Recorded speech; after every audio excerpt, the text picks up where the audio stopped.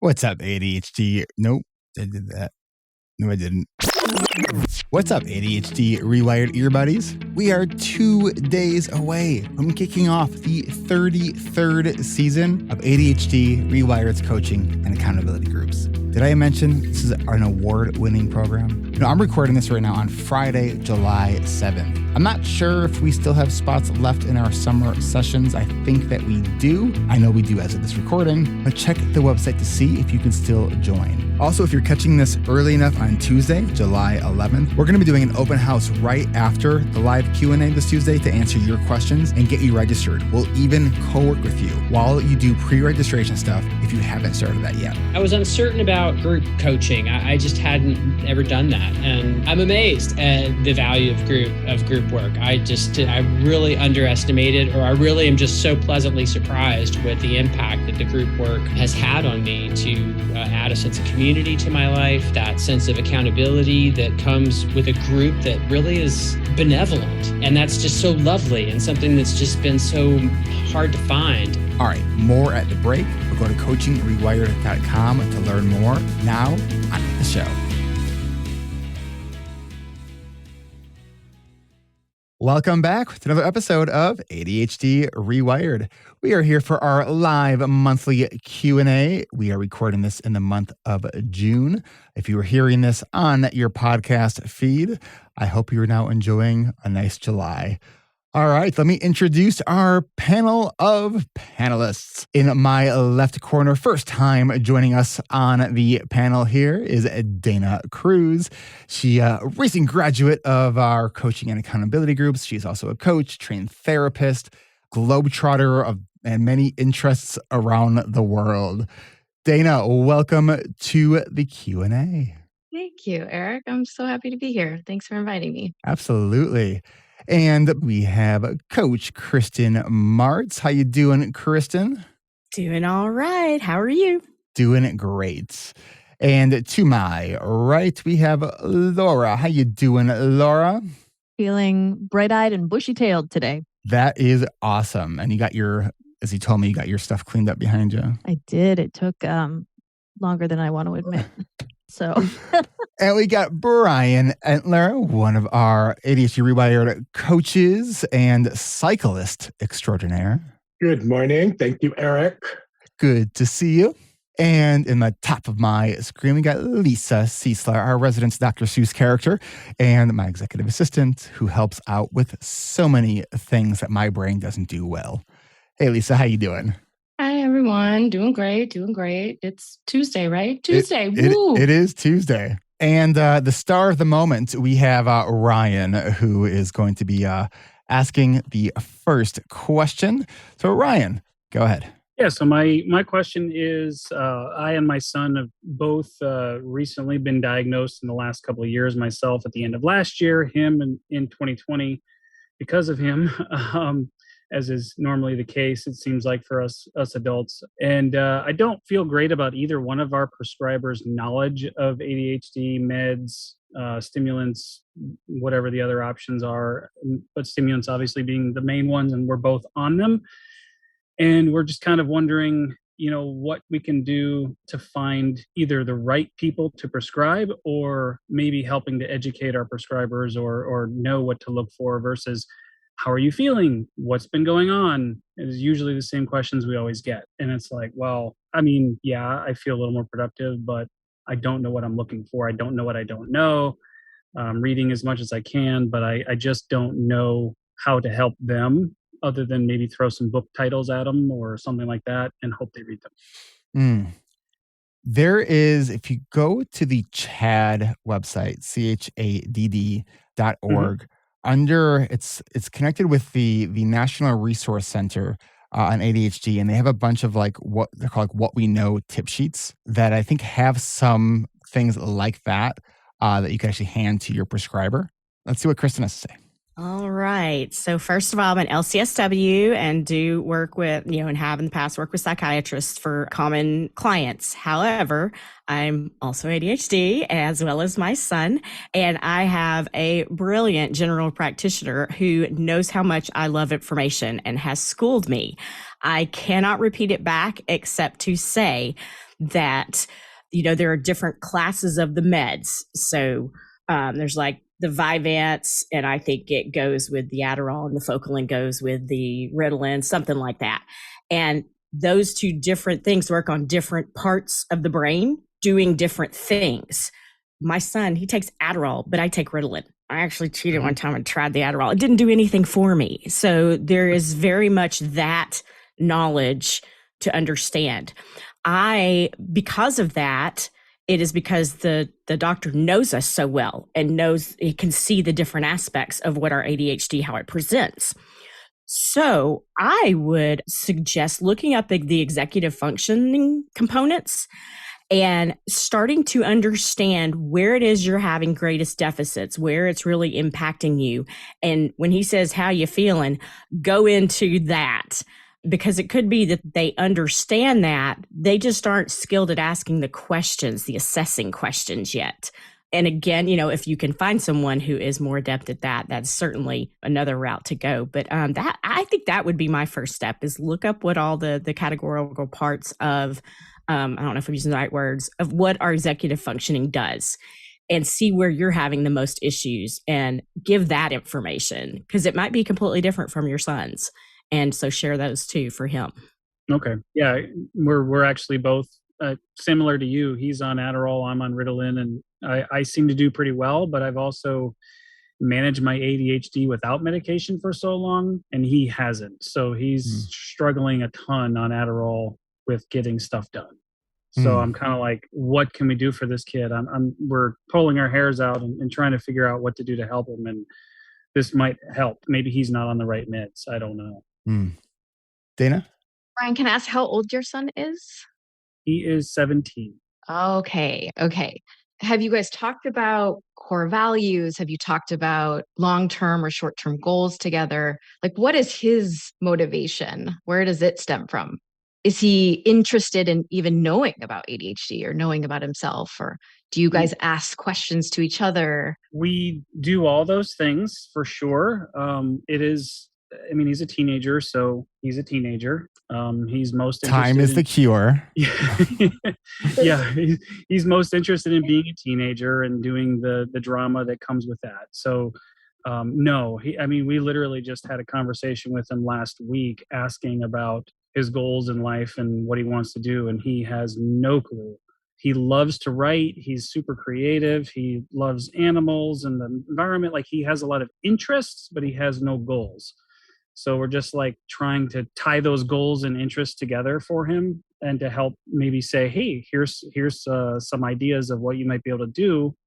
Maybe you should research it, or something like that. Or we give him an ADHD book and he reads a chapter and then puts it down and never looks at it again. So tried a lot of things for sure. And we're definitely trying to poke and prod, but it's not been super successful. But time is not on our side since he graduates next year. He's going to go into his senior year next year. So we don't have a lot of time to sit here and, think about it. It's time for action, I guess. Keep in mind too that some of us are in our 40s and we're still figuring this out. True. Yeah, I was going to say, like, what is your idea of success for him? For me, what I want to see is for him to have some sort of motivation in his life to go in a direction. I've told him I've changed my thoughts on my life and career so many times. We've moved several times. I've gone to different companies, so I'm not saying that he needs to map out his next 50 years.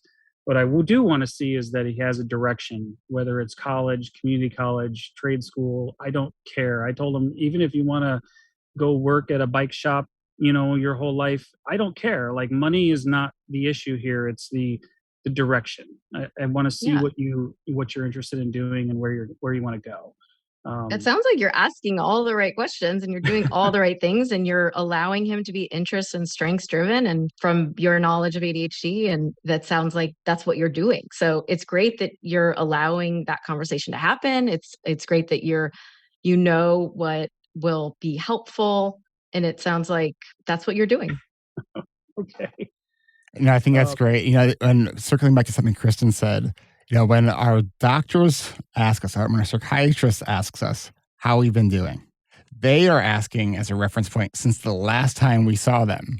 How we tend to answer is like how we've been doing in the last 24 hours, right? So especially if you're trying to get meds, adjust meds, I think it's really helpful to try to take some, just basic data. You don't need to overcomplicate it, but something that you just maybe are recording something every couple of days, right? About how you're doing. So you can come in with some data and say, well, I've had some ups and downs over the last several weeks versus I don't know, like the last 2 days was good. I think I'm doing great. I think, and the other thing, Ryan, that, and as a dad who also has a neurodivergent kiddo, I think the things that tend to worry me the most are the things that I see my son doing that remind me of myself, right? So, and I think that what's so important is we got to help our kids really know that we believe that even if they don't make the best choice, that they're going to learn from it and they're going to get back up and they're going to keep moving forward, right? So it's, I think that's such an important thing that we instill in our kids. Look, we were kids once too. We screwed up so many times, and we're doing all right. So I think it's just if we can really instill that we trust in our kids that they're going to make mistakes and they're going to have the skills to learn from it. Yep. Thank you very much. You bet. Kristen, you have one final thought, and let's go to the next question. One final thought, because he said throw book titles at them. Throw podcast titles at them. Doctors are very, very busy. And so sometimes just a trip down the road to get to their office may be the time they have to listen to some of this. So, could start with us. But, and seriously, I have given this podcast to my doctor too. And they found it important, especially certain episodes that speak to what you're trying to get them to know about. Okay. Awesome. All right. Let's go to another question here. All right. We got Gerald. Gerald, what's your question? All right. So I think for most of us, we have trouble managing expectations, especially if they're coming from those who are neurotypical and they are not aware of our needs. Like sometimes we need a break. So I just like some perspective on how we can communicate needs without needing to go into a lecture about our condition. I'm quite open to ideas on this. Sure. I think one of the simplest phrases we can use in conversations about this without having to even get into having ADHD is, I work best when. And that's it. Like, they really don't need much more beyond that.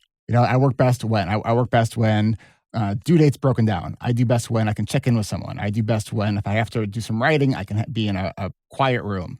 I do best when, so really kind of think about that because the idea is as if you are working for an organization, ADHD or not, you got to do the job. So what accommodations do you need in order to help yourself do the best job that you can do? Because, businesses are in business to make money and do business. So like, how can those accommodations, even if you don't call it something you need for ADHD, like how can your work environment best support you to help support the business?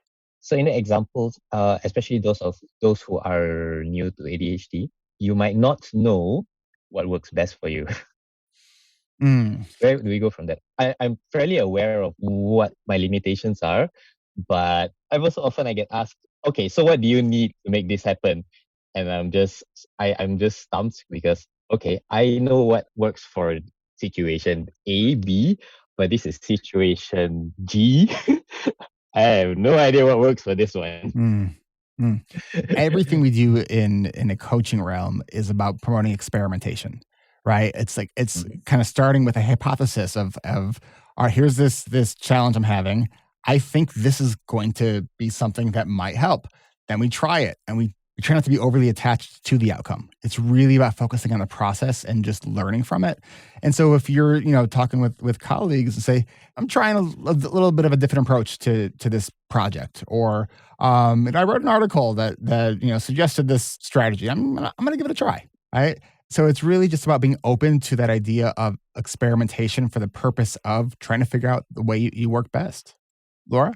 I think something to keep in mind when coming into this situation is, regardless of whether or not someone is neurotypical or neurodiverse, many people are fixers. It's a knee-jerk reaction.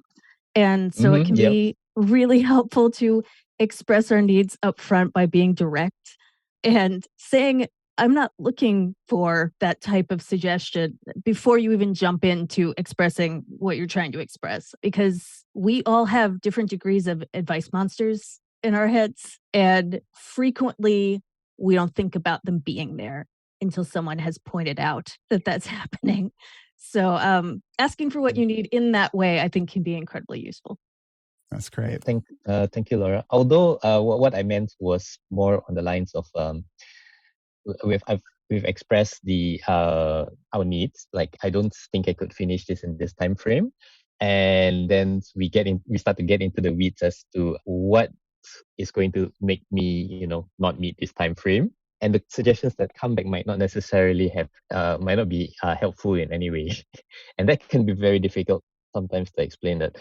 How do I refute the suggestion gently? Thanks for the idea. You can literally say, thanks for the idea. I'll think about that. Okay. Just because part of what and this is something that I think I'm also learning to do more of too, is when asking for feedback, like being kind of transparent, say, like, I'm asking for feedback doesn't mean I'm going to follow that feedback, but I'm interested in hearing ideas. Okay, I think I see what's going on here. When I put the suggestion in quotation marks, I actually meant unsolicited feedback. Yeah, no one likes that. Yeah. Anyone else have thoughts on that? Brian, go ahead. I'm thinking. You're This is my pensive face. Are we specific? I want to clarify. We've been talking specifically about work, but is this limited to work situations, or is it other situations too, like interpersonal? It's interpersonal, pretty much universal. It can be friends, family, work, sometimes even a random stranger. Okay. Have you ever successfully asked for advice like this in the past, and then how did that work?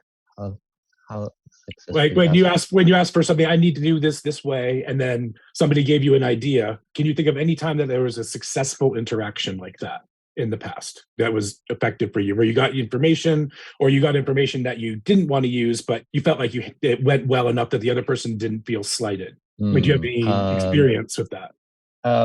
Okay, so the situation when I was moving house, there was an issue on how would I bring my pet cat along. So we were discussing for ideas, and one of the ideas was potentially giving him up for adoption. But it was quite a sudden suggestion, and it was given in something like 2 days notice, which is not a lot of time to think about saying goodbye to a family member. So I kind of like said that, yeah, I need to think about it, and managed to negotiate about 2 weeks time frame. But then somebody actually showed up to want to adopt, and that was well below the 2 weeks. And the family member who suggested the adoption was telling the adopting person that foster my cat for a few days, and then we'll see after that. But when I spoke with that person who was offering to adopt, they were under the impression that they were it's not just foster for a few days, but it was like goodbye right there and then. So it started from a suggestion of adopting, and then it kind of spiraled out into a case of, okay, I've offered you a solution, you don't want to take it, and then you figure it out. But it sounds like an issue of boundaries, like a boundary violation. Yeah. Right? And it's just probably why a boundary violation. So to me, that's like kind of a separate issue and a separate conversation. If I have a conversation with someone and we make an agreement and then they do something that is different than the agreement, now we are talking about boundaries. We're not talking about the issue itself, right? Because that's a trust violation. Mm-hmm. So, And that's a boundary issue, but I mean, many ADHD people struggle with boundary issues. A reason we tend to be people pleasers, we tend to not be comfortable asserting ourselves and saying no. And I'm speaking from my own experience. Not everyone experiences that. So that might, boundary issues is separate, but it's something that is very common. Also, ADHD adjacent in many cases. So I don't think they're completely unrelated, but I'm curious why you thought when I suggested you come up with a successful example, why is this a successful example of getting advice? Oh, okay. But having a moment to think it over, I was thinking of it as a process that you can't manage boundaries. First, you set the expectation, which is the boundary. And then after that, when the boundary is not met, then we have the second part, which is a bit more on the reactive side where, all right, that didn't work. How do we address it? So, okay. So what happens before and what happens after? Have you ever done any, have you read any books specifically on boundaries? Because that might be a helpful place for you to look at how do we communicate things around boundaries? Because it's tough for a lot of us. Not really. I wouldn't mind a good suggestion or two. I know what, I think Henry Cloud, I think, writes a lot about boundaries. And of course, all those books I've read on boundaries, none of the titles are coming to my mind right now. So we'll maybe throw some in the chat if we have others, and we can then relay them on the podcast if they come in here quickly and we see them. Do any of you have boundary book suggestions? Laura? I really like Set Boundaries, Find Peace. I would jump into that. She is very explicit. It is not soft around the edges. It is, I am being direct with you. Please respect my wishes. And I think that that's really powerful. Yeah, that's great. All right. Thank you, Drell, for your question. Thank you. Let's go to one more question before we take a break. Kathy, let's get you unmuted here. And what is your question? Hi. My 11-year-old son is just staying glued to screens all the time. And what'll happen is he'll get into his screens and then, he won't eat good. He'll just, it's just like he gets sucked in or something. And then I end up going on my computer and getting sucked in because both of us have ADHD. We have different types. I think he's more hyperactive and I'm more of the inattentive type. So I just got to find a way to get him off the screens. So I 1,001% relate to this issue. I have an 11-year-old who is constantly on his screen, and it kind of drives me crazy. So, I guess one is starting with some of the parameters. When do you not specifically want him on the screen? For my son, and he violates this rule all the time. He seems to forget every single day that he's not supposed to be on a screen until he has all his stuff done in the morning. There's also the idea that there's not all screen time is created equally. Right. So there's the random, minute by minute, videos that they scroll on. That's awful for the ADHD brain. It's super bad for our brain. Even as adults too. I get sucked into it too. And it's frustrating because I'm okay, I need to stop. And it's oh, but just one more. Oh, just one more. So if as an adult, if we're struggling with that, we have to just really empathize with, man, for a kid, that has to be so hard. So if you can focus on creative types of screen time, so he's making something, he's doing something where it's not just consuming. So I would encourage sort of a discussion around that and using the actual tools for screen time limits that are on the screens, because you can have those parental controls. In a lot of ways, there's been a few times over the last, year or so where my son lost screen time because of behavior. And I have to tell you, he was a joy during the time that he was not on his screens. I don't know about if your school gives your kiddo an iPad. Mine has had one since kindergarten, and it's awful. I don't think that kids that young should be on these kinds of screens. I think it is not good for their developing brains.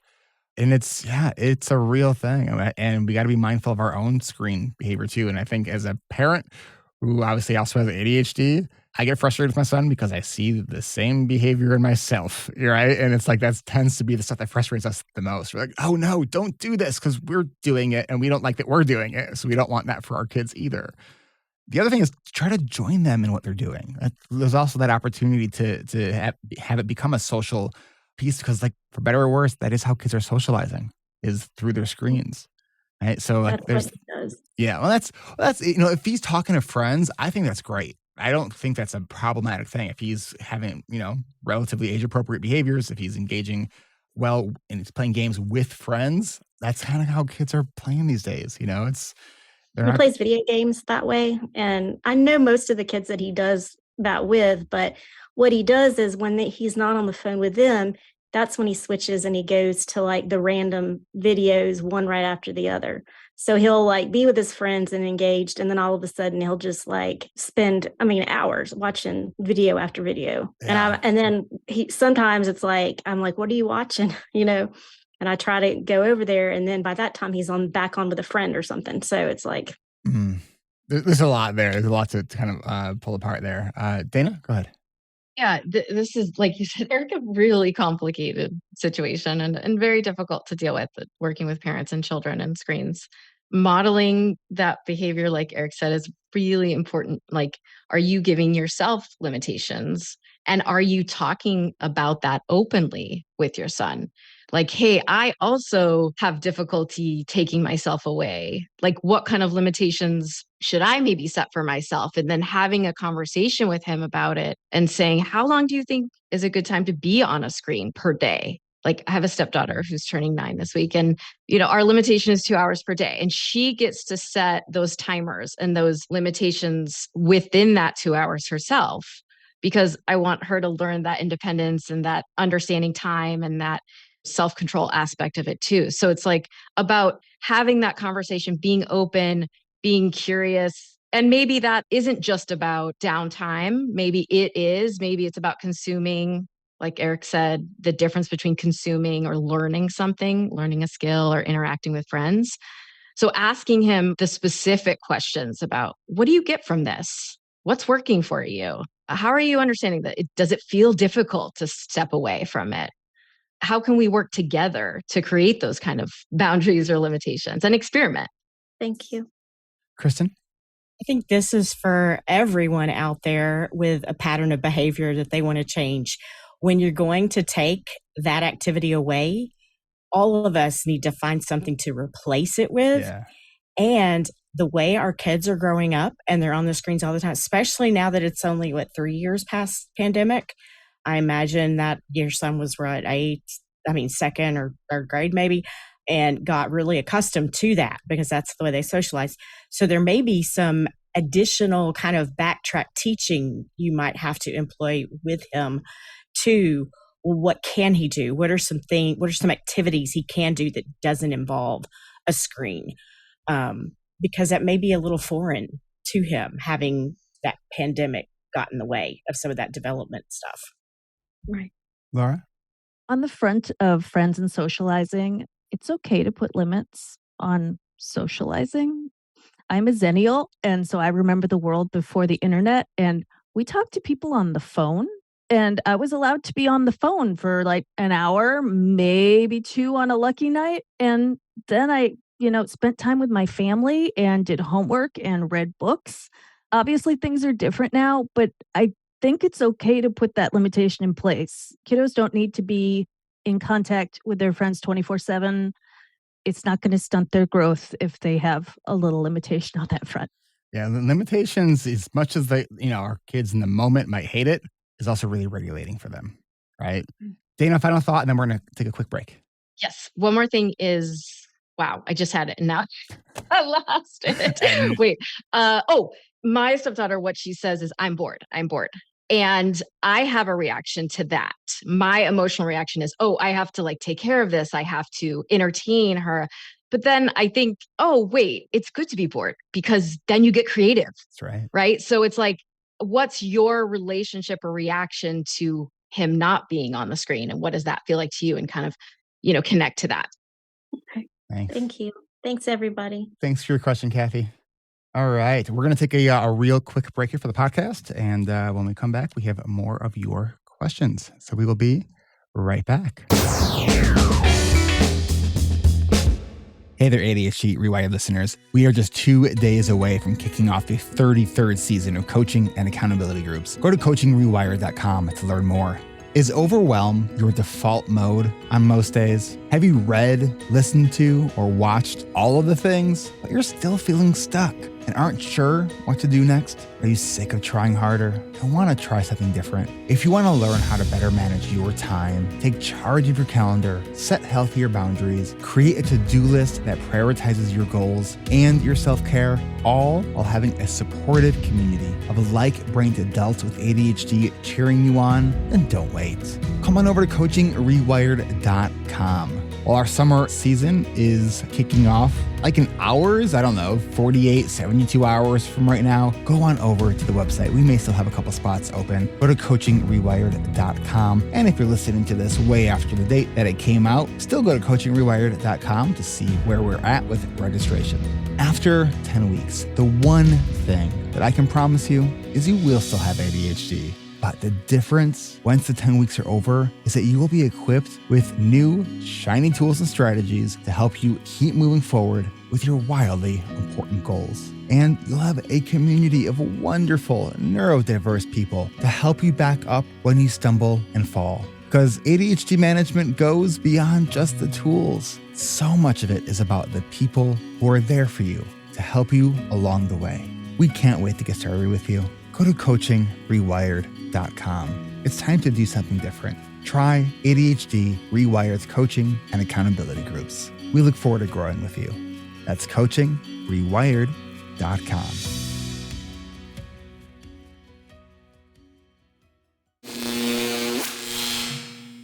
All right, we are back.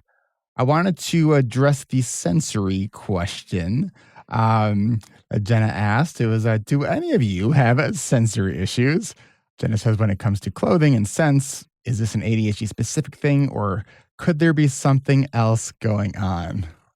Well, Jenna, that's an interesting and pretty timely question at the moment.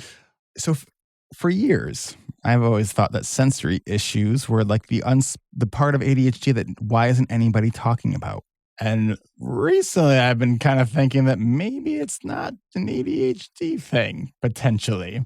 Maybe it is, but maybe it isn't. So I'll tell you personally, I have a whole list of sensory issues, from auditory processing issues to like the way certain, like the tactile sensations, like the way certain things feel. There's certain like sensory sensations that I really love and seek, and there are others that like almost like my bones hurt. Like, you know, those like rubber bracelets, like the Livestrong style bracelet. Those, like, I can't stand those. Although I recently put a key on one of them, and because I had a little extra weight, I didn't mind it, which is also kind of weird. So I don't know. Like, let's ask the panel. What are your sensory issues? I'll go. Yeah. My mom, when I was a toddler learning to eat foods and went to Big People Food, she used the separated plate, you know, those separated bowl things. And then when I moved and graduated to the regular plate, I would freak out. I'm better about it now, but I'm a very picky eater. I have a lot of oral sensory issues. However, I couldn't have the juice go into other foods, things like that. My poor mom thought it was her fault. She thought it had to do with that divided bowl. No, we've learned that it's this instead. There are times that I'm walking places and I see something and I have to touch it. And it's like, it's every bit of restraint to not touch it because it might be on someone's body, you know? So there are several more, but I'll let everybody join in. Dana? Oh, yeah. Sensory issues? Definitely. Certain smells. Ooh, certain like feelings like dirty, cold dishwasher. Like certain things make me nauseous. Oh, yeah.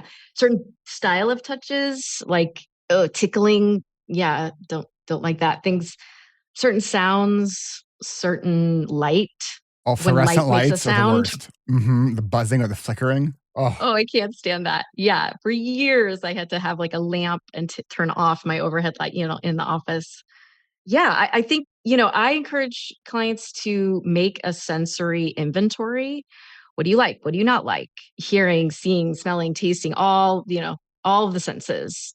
Understand yourself and what it is that you are really aversion and go towards, both, or neutral too. That's important also. Laura, how about you? So I definitely have some auditory processing issues. My most severe one is a hand running on fabric, like rubbing. If you're wiping off a tablecloth, I have to cover my ears. I can't deal with it. It took my mom a really long time to figure it out, and now she's very sensitive to it, and that's been amazing. And similarly, hands rubbing together is really, really awful for my ears. And then what if they're your hands?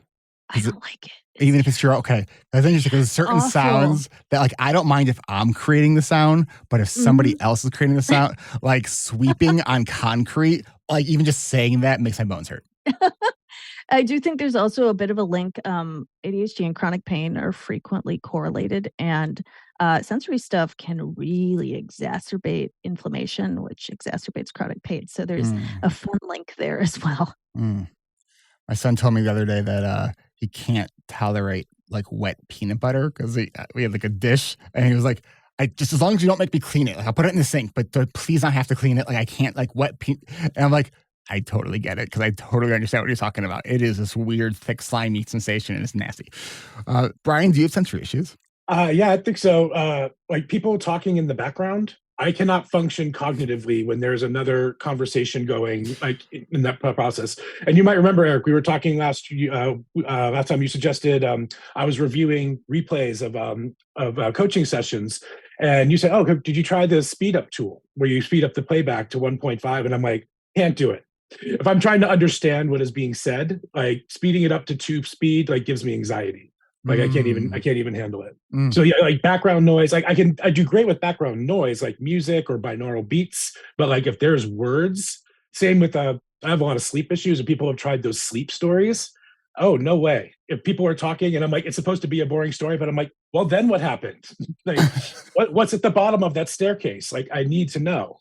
Like, it actually makes it harder to sleep. That's so interesting what you said about the speeding up. And if you need to hear it and understand it and process it, it has to be the regular speed. For me, to grab my attention and keep me engaged, I do have to speed it up. 2 point might be a little high, but I do go anywhere between 1.5 and 1.75, somewhere in there. Otherwise, I don't even, it doesn't even register. It goes like in and out the ear tunnel. That's that difference in presentation for ADHD, I think. Well, I did do it. I could use the speed up feature effectively to get to the point where I wanted to be. Like, oh, I want to go on to this one thing, but I don't know where in this hour-long recording it is. I'll speed up and let it just go play, the really fast voice in the background. But when I hear the word or the thing I want, then I turn it off and I slow down because I just know if I try to plow through it, it'll freak me out. Yeah, I think there's whether there is an overlap, and we. This is something that I'm actually exploring myself personally is, may I actually be somewhere on that autism spectrum? The research has shown for a while now that there's people with ADHD rate very highly on autistic traits, not necessarily a full, blown diagnosis of autism. It's a fun question. All right. Do we have another question? All right. So Lorraine's question was, do y'all have any advice or suggestions, such as tools for keeping on top of writing as a master's student? Okay, I just got like knots in my stomach because I just remembered like the writing when being in grad school. I was like, oh God, I don't. So I'm not a slow writer, and I actually do enjoy writing most of the time. What I struggle with tends to revolve around getting started on assignments and working consistently. How do you not write entire papers the night before they're due? Wait, there's another approach to writing papers? Huh. Okay, no, seriously. So I would love to ask my panelists here what they did. So I do not have a master's degree. However, I had to write a lot for an honors college within my undergrad degree. And the 2 things that got me to write were 2 books. One of them is called How to Write a Lot, and the other one is called The War of Art. How to Write a Lot actually kicked my ass into gear, which was astounding, and I was consistent, and it was very surprising. And obviously, I have ADHD, and after a while, the novelty of this wore off a little bit, but I still come back to it. And I think that is really what proves value in something is if we return to it. Regarding The War of Art, it is one of the very best books I've ever read about encountering resistance. I will give a little caveat here. The author does mention that he thinks ADHD isn't real. So what I do is I've actually literally torn out those 2 pages from the book because the rest of the book is gold. And then you've just got that little bit of shit in there. It's funny you say that because I was like, I listened to that book and I remember not liking it. Dana? Yes. So I had a lot of issues writing in my undergrad and graduate degrees. And I'm a verbal processor. So sometimes I just need that start to talk out loud with someone just to kind of get my thoughts out. Maybe they're writing it down, maybe I'm writing it down, but just to get started. And then sometimes also breaking things up, like kind of outlining things and then outlining it even further, detailing it in a way that's kind of chunking or tiny steps forward.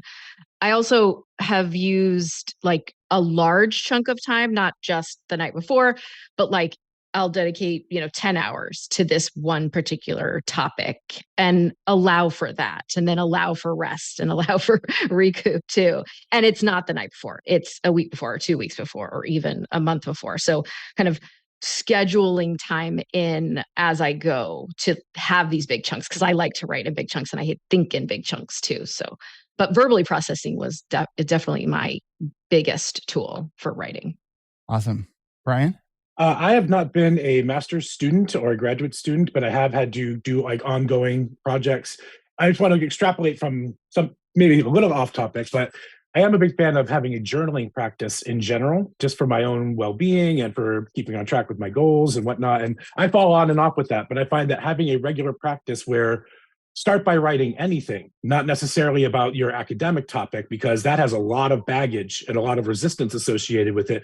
But just getting the juices flowing and saying, good morning, Lorraine, and today I'm feeling this way, and just getting your thoughts down on paper can maybe help you get some activation energy and kind of take some of the painfulness out of sitting down to write for the academic reasons, and desensitizing that. And you might also use the journaling practice as a way to process that resistance. Like, I'm feeling really resistant. I'm feeling upset because I feel behind in my writing. And just that can maybe help get you over that hump. So in general, a journaling practice is great, but I think it could be applied in this situation to help you get over that activation hump. Yeah, no, I love that. That's something that I've done too with journaling, where I'm literally like, I don't know what to write. I'm supposed to be writing something, and my brain is telling me nothing. And I just keep like writing stuff like that until just doing that kind of unlocks some stuff. A couple other quick. I want to second that too. Okay. What Brian said, so that's why I interjected, because it didn't want you to go away from it. Because of that idea of our body taking on the habit. Sometimes you drive somewhere and you get in a daydream and you go on autopilot and you go to your office, and that's not anywhere you were. So it will help do that. And I love that suggestion. Awesome. Having your due date and your done date be different dates is also very helpful. We just have to assume like the technology gods are going to like just be making fun of us when we have something like a big paper to do.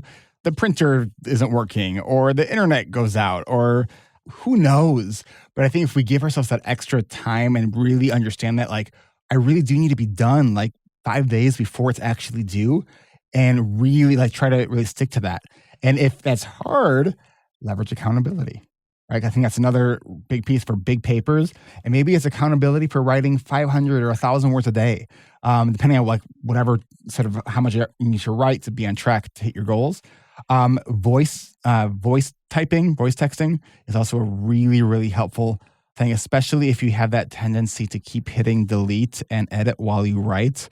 I used to do that all the time, and it was just torture. So I get it. Like the writing piece can be so hard. Maybe try using ChatGPT. All right, let's go to another question. We have a question from Nikki that says, regarding the emotional regulation piece, how do you conceptualize where ADHD ends and the other struggles such as bipolar or borderline or other mood disorders begin? That's a good, tough question. I feel like that could be a whole episode. May I ask a clarifying question? Is this about identifying these things in yourself, or when you observe them in other people? Or both? We'll wait to see if Nikki responds there. Okay, both. So both. I think that when we're looking at diagnostic pictures are helpful as a starting point. But I think when we look at functional impairment, like what's the actual issue that is occurring, and then addressing that particular issue. So is it the skill of emotional regulation? I mean, that's part of ADHD. That's part of bipolar disorder. That's part of borderline personality disorder. Right. So it's looking at what are the helpful approaches for helping with that particular issue, because there's lots of related issues that could fall under many different diagnoses. Kristen? Yeah, I was going to say, I don't feel like it is here's this diagnosis and it ends, and then this diagnosis picks up and it ends. I was once told, and mind you, diagnosis can be transient depending on who you're going to see. They will not just accept the diagnosis that's sent to them from a previous clinician. Even you'll have psychiatrists and therapists disagree about what's the more primary. And therapists, at least in the social work world, I don't know what you are, Dana, we're taught to follow the client and what's going on with the client, not we have a recipe for this diagnosis. So what I was told when my daughter at one point was saying, oh, well, she's bipolar, even though she's young.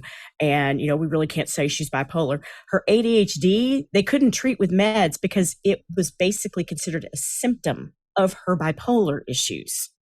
And to address that, it was like a double-edged sword. Would addressing those specific ADHD issues actually help assuage some of the bipolar tendencies that come out? Or do we need to address more of the emotional meltdowns and things like that? So it's like Eric said, you've got to really just flow into what is impacting you most negatively, or even too excitedly. Sometimes it can be too much of the good emotion, since you're talking about the bipolar piece, or too much rejection, or too much acceptance and attachment. So I think that is a really good guide to think about, is what is affecting you the most at the moment. Right. I was going to chime in on what Kristen said about how these diagnoses are not separate. They tend to blur and overlap, and they kind of feed each other. And I can speak to this from my own experience. I have ADHD, but a big part of my ADHD experience, my journey, was realizing that I also had some trauma-based responses going on from my family of origin issues, and that I was just not paying attention to at all. But they manifest a lot of same way as ADHD in a lot of ways, as in, tuning out, indecisiveness, decision paralysis, which are some of the things I actually came to ADHD reWired coaching to work on, and realized, oh, I have more than one problem. So they overlap, and they can feed each other and interact. And figuring that out, I'm still trying to figure it out, but I want to concur with you that they are related. And I would say the first step is just to get more information, more observation, to learn your traits as well as you can, and just observe. And then once you have that awareness, that will help. If you aware of that and you keep working at it, I believe, just from a spiritual sense, that the answer is the awareness of which is how they interact with each other will eventually become more clear to you. And that's from a personal standpoint, observing your own behavior patterns. If it's someone else, it might be a little bit more difficult, but I'd say take the same approach. Just observe and learn the traits that are being exhibited as much as possible. Mm-hmm. Thanks for that, Brian. Laura? So I've got two things here. I want to elaborate on what Brian said, because that's so incredibly important. I have heard recently, particularly at CHAD, that ADHD has been said to cause different degrees of CPTSD simply from our experience of growing up, dealing with negative comments, extreme feelings of shame, and CPTSD can present as symptoms of ADHD. And I have actually heard one psychiatrist who I visited say that they didn't feel comfortable diagnosing ADHD when there was such a large component of CPTSD in the mix, because they looked so similar. And just in case people don't know, PTSD is complex PTSD. So it's like it's like growing up undiagnosed ADHD. Like, it's pretty real. Yeah. And there's some really interesting work happening right now with looking at EMDR for ADHD and the trauma responses that we have had with our experience growing up. I want to also say, I can't address this from a professional perspective, but on the topic of bipolar and ADHD, I highly recommend an episode of ADHD reWired, which is episode 118. It's called Could It Be Bipolar Disorder with Dr. Roberto Olivardia. And I love this episode. I don't re-listen to podcasts. I listened to this one again. It was so good. Mm. It's phenomenal. And yeah, I can't recommend it enough. Cool. Dana? Along with what Kristen said, absolutely a person-centered approach. ADHD is complex and unique, and we are all complex and unique human beings. And everything about us is different. And within each diagnosis, that also might be different. And so what are you looking for in the diagnosis? Is it a community? Is it identity? Is it tools and strategies? Is it approaches? Have you experimented with different approaches? In what way have you experimented? Different therapists, different treatment plans, a team approach. There's just so much there. And I think just going back to what works for you, is it important to identify as this? If so, great, identify. find that community like Erica has created here with ADHD. It's really about, like Eric said before, the approaches and the tools and the strategies that you use. What is at the forefront? What are you most struggling with? Or what is your biggest challenge? And go from there. Thanks, Dana. All right, we for the podcast, we're going to take one more quick break. And then when we come back, we'll try to answer a couple more questions here. So we will be right back. Hey, if you are listening to this early enough on the day it came out, then you can join me and the rest of our ADHD reWired team and friends for our monthly live Q&A. That's today or every second Tuesday of the month at 10:30 a.m. Pacific, 1:30 p.m. Eastern. Go to ADHDrewired.com/events to register or check out the link in the show notes. And now, for what might be your new favorite part of this show, a product of fiction. Here we go. How often do you feel like you are the only one with ADHD at the places you work, live, or play? Now you can take off the mask and find others just like you. It's ADHD-dar. That's right, folks. The world's first social navigation device that can detect ADHD from a distance. With ADHD-dar, no longer will you find yourself stuck in a conversation about the history of tax codes, paint swatches, or other mind-numbing, boring conversation. If you like tax code and paint swatches, so that's your thing, then you're good. No worries. This will also work for you. With ADHD-dar in your pocket, your device will beep, blink, or gently vibrate whenever it detects somebody else with ADHD within a 20-foot radius. And hey, ADHD-dar isn't just for finding new friends or avoiding boring chit-chat, but it will also send you a notification if you happen to be surrounded by 100% normies. Sometimes it's just good to know. But remember, this is not a medical device or even a real device. But what is real is the power of connection and community. If you're looking for ways to connect with other like-brained ADHDers, then point your ADHD-dar to the World Wide Web and go to ADHD-rewired.com. There, you can learn more about our flagship program, our intensive coaching and accountability groups, or co-work with us with our affordable adult study hall membership community for both directed and self-directed co-working. Because at ADHD Rewired, we believe a wandering mind is also a wonderful mind. Thanks for listening.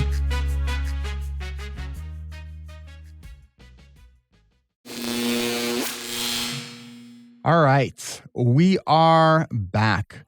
What is our next question? Okay, we have a question from Aubrey, and it says, Eric, you are coming up on 500 podcast episodes. I'm so impressed by the consistency that this accomplishment takes. 1, what is your secret sauce to hitting this major milestone achievement? And 2, what advice would you give to someone who likes the idea of podcasting, but is terrified of not being able to do it consistently? Ooh, okay. So what is the secret sauce? I remember when I was first learning podcasting, I joined a podcasting membership community. One of the things I heard is that, most podcasters won't even make it past episode 15. Those that do, most of them aren't going to make it past 25. And then my brain goes, oh yeah? So it was kind of my inner oppositional kind of like, I'll show you. The other piece is I love the medium. Like if I did not love the medium of podcasting, there is no way in hell I would be doing this as consistently as I've done for 9.5 years now. If I would have started with this idea of I want to do 500 episodes, I would have never started. What I did is I focused on doing one episode and then another and then another. And then when I was, getting close to like 50, I was like, all right, let me just get to 50. And then I continued that. And then when I started getting like closer to 100, I'm like, all right, I'm going to get to 100. And then it kind of just became routine in a good way, not in the boring way. I've allowed myself to experiment. I've allowed myself to play with different sort of formats. Because this didn't even start as an interview show, right? This was just, me sharing tips and some strategies, right? And then I sort of stumbled into my first interview and I was like, oh, I like this a lot better.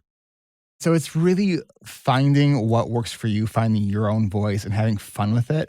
That's kind of been the secret sauce. And, The one thing that I wish I was better at doing was creating shorter content. Cause I look at my analytics and most people probably aren't even hearing this right now because they've already stopped listening. But you're here, so kudos to you.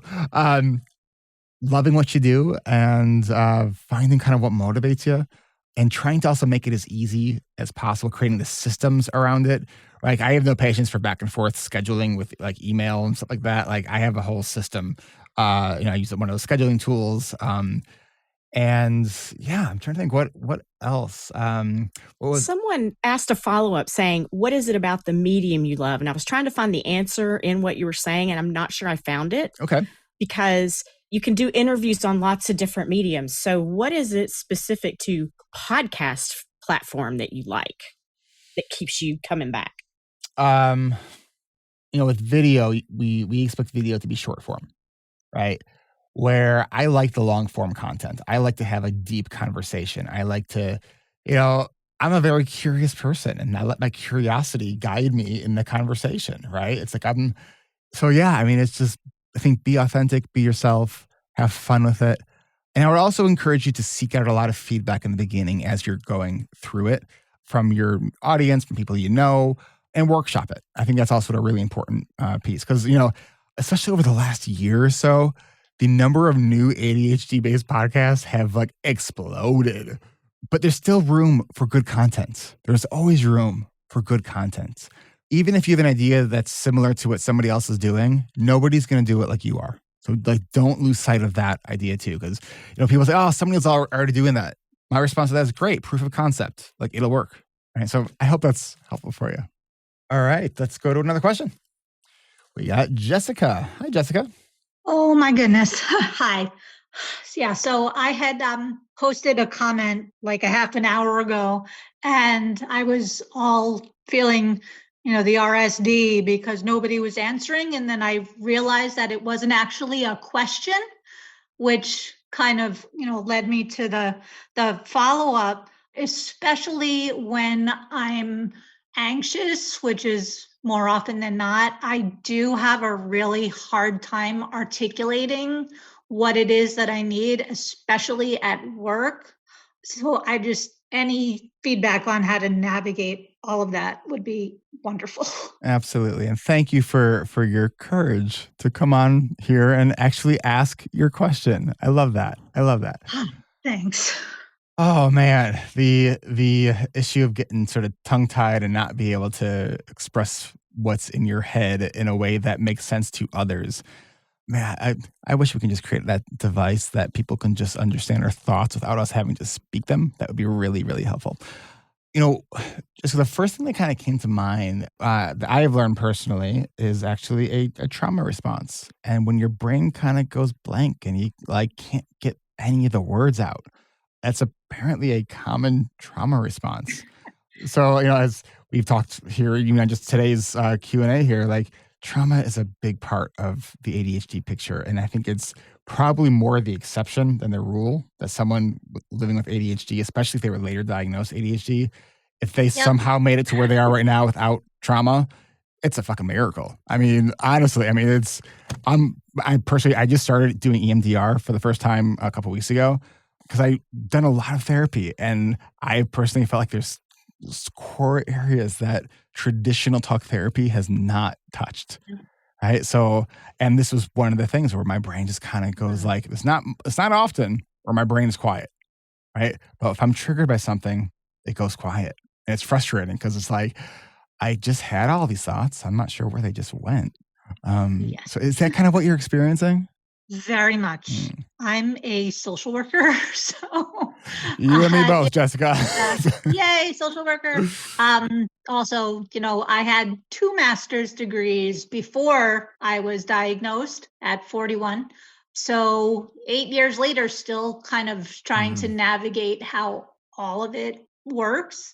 And the piece that I had mentioned in my not question earlier was just trying to figure out how to explain that something might work perfectly for me one day and I might be completely paralyzed and not be able to do that. And because there is zero understanding by anybody in a supervisory position, they either don't believe me, or they think that I'm just not living up to my potential, or I'm being lazy, et cetera, et cetera. It's hard. I think you just listed 3 very highly triggering pieces of feedback that we get from people who don't get it. If there's one thing that's consistent about our ADHD is that it is inconsistent, right? Like that's the constant. Let me see what Kristen has to say. All right. Hi, Jessica. So like when I've been called to a kid who is having an emotional meltdown, I can't start with, well, what's the logical thing you could do to get your needs met or to communicate what you need? It's that same idea. When our anxiety kicks in, the amygdala goes in full. I just did a training on this the other day, and it was so cool.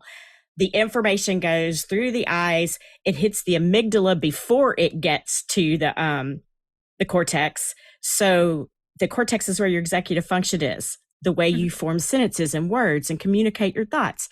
So the amygdala has already gone, rah, and gone into protection mode. So it makes sense. You got anxious because the moment started coming, you started sensing it, and then you started trying to find words to respond, and it got more anxious because of that.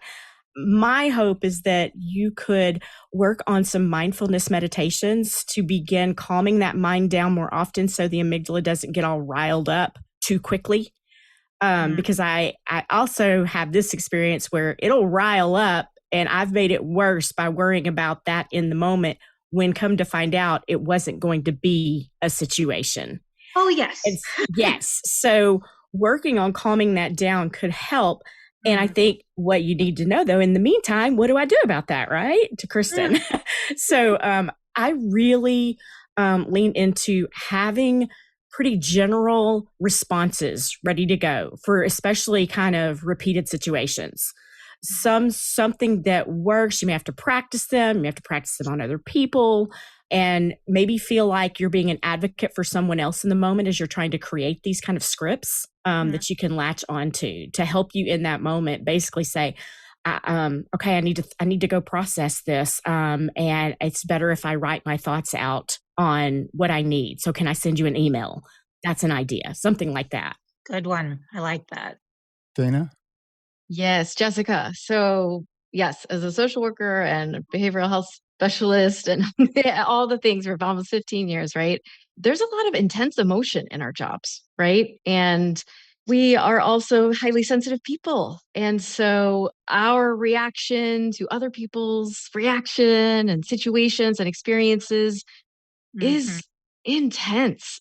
I'm wondering, like, if you have kind of a body practice or a breathing practice that you can kind of tune into what's happening right now in my body, right? What does this feel like? Is my heart racing? Are my palms sweating? Does my stomach feel like it has butterflies in it? So identifying and dropping down into the body, maybe using some breath work of inhale for 4, exhale for 8, right? Slow the heart rate down. Take time. Pause, right? You don't have to answer. You don't have to have all the answers. It doesn't have to be perfect. And I know I struggle with this all the time, is trying to get my ideas and emotions and thoughts out. But if I just take some time, center myself, use my body to know myself, use my breath, it's extremely helpful. And another thing also is like the whole body approach, right? Like, what are you doing for self-care? Is your sleep okay? Is your eating habits okay? Are you hydrated? Are you exercising? General whole body, whole person approach to this, because we, again, are complex beings and we need a lot, and we experience, a lot of emotion. And so, keep up the good fight, Jessica. Thank you so much. And kudos, Jessica, for coming on through the anxiety to ask your question. I think you did a great job asking that question. Thanks. All right.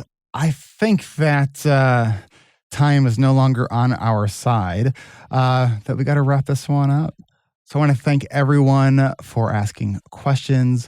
I want to thank Dana and Kristen and Laura and Brian and Lisa for being a part of this. And I want to thank you as a listener for doing your part and trying to make your life a little bit better here. Because, we absolutely can thrive with ADHD. And it's not about just trying harder, right? It's about trying different. So if what you did today was something different, kudos to you. We will catch you back here next month. We do this every second Tuesday of the month at the same time. I want to thank everyone, and we'll catch you next time. This is Eric Tivers. Thank you for listening, and congratulations for making it to the end. ADHD Rewired is more than just a podcast. We are a community focused on learning, growing, and connection. The website is ADHD-rewired.com. You can find time-stamped summaries and additional resources for each episode. Apply to join our free and secret Facebook community. Learn more about our award-winning intensive online video-based coaching and accountability groups. Join the Adult Study Hall virtual co-working membership community. Find all the other podcasts on the ADHD Rewired podcast network. Sign up for my email newsletter to get exclusive content that you won't hear anywhere else. And use the search tool to find episodes on specific topics. You can do all of this at ADHD-rewired.com. While you're there, click on the Patreon button. If you are a regular listener, consider making a monthly contribution by becoming a patron. If you are able to financially support my work, it would mean a lot. This show is free to you, the listener, but it's not free to produce. Plus, patrons get cool perks like ad-free episodes and access to recordings of coaching calls, and $25 a month patrons can join me once a month for a group coaching call. You can follow me on Twitter at Eric Tivers. You can like our Facebook page at facebook.com/ADHD Rewired. If you're a coach, therapist, or related professional, connect with me on LinkedIn at linkedin.com/Eric Tivers. Subscribe to ADHD Rewired on YouTube to see selective interviews and other videos I've made. Podcasts change lives. You can make a difference in someone's life by spreading the word about this podcast. Mention it in your online communities on Facebook, Twitter, Reddit, or wherever you hang out online. And be sure to share it with your friends, family, your therapists, your coaches, doctors, siblings, parents. And if you, your coach, therapist, doctor, or ADHD support group leader would like a pack of podcast postcards to hand out, you can request those at the website, ADHDrewired.com. If you are a member of CHAD, ADA, or any other ADHD support group, please be sure to tell them about this show and all of the shows on the ADHD Rewired Podcast Network. You can even show them how to download it on their phone. And if you really loved this particular episode, please hit share on your podcast player. I'm only one person, and I do count on you to help spread this message. One of the biggest things that you can do to support this podcast and help other people discover it is to leave an honest rating and review on Apple Podcasts or any other app that supports reviews. And don't forget to hit subscribe so new episodes are automatically pushed to your favorite podcast app. Looking for more ways to listen and learn? Get a free audiobook and a 30-day free trial at Audible by going to audibletrial.com/ADHD Rewired. Here is my list of must-listen-to audiobooks updated July 2021. Nonviolent Communication by Marshall Rosenberg. Attached by Amir Levin and Rachel Heller. Atomic Habits by James Clear. The 5 Dysfunctions of a Team by Patrick Lencioni. Crucial Conversations by Carrie Patterson. The Coaching Habit by Michael Stainer. The Body Keeps Score by Bessel van der Kolk. Rest by Alex Sujong Kim Pang. The 5-Second Rule by Mel Robbins. Make It Stick. The Science of Successful Learning by Peter Brown. The Productivity Project by Chris Bailey. Meditation for Fidgety Skeptics by Dan Harris. Change Your Questions, Change Your Life by Marilee G. Adams. I always recommend to my coaches and admin that they read that book. The One Thing by Gary Keller, a required reading for all of our coaching group members. Procrastinate on Purpose by Rory Baden. The 4 Tendencies by Gretchen Rubin. The Art of Asking by Amanda Palmer. And if you're looking for something a little bit more magical, I have fallen in love with the Harry Potter series, and the narrator, Jim Dale, is amazing. And of course, if you haven't yet boarded the Brene Brown bus, all of her stuff is great, starting with Gifts of Imperfection, Daring Greatly, Rising Strong, and the Power of Vulnerability. And if you're an entrepreneur or leader, be sure to check out her book, Dare to Lead. Do you have something that you would like to share? Click on the podcast tab at ADHD Rewired click the button to be a guest at the top of the page and schedule a 15-minute interview. This is Eric Tippers, reminding you to keep learning, growing, and connecting. Self-care is not selfish. No matter what you get done or don't get done, you are still enough. And no matter how hard it feels, we can do hard things. And we don't need to do them in the hardest way possible. Thanks for listening. I'll catch you next week.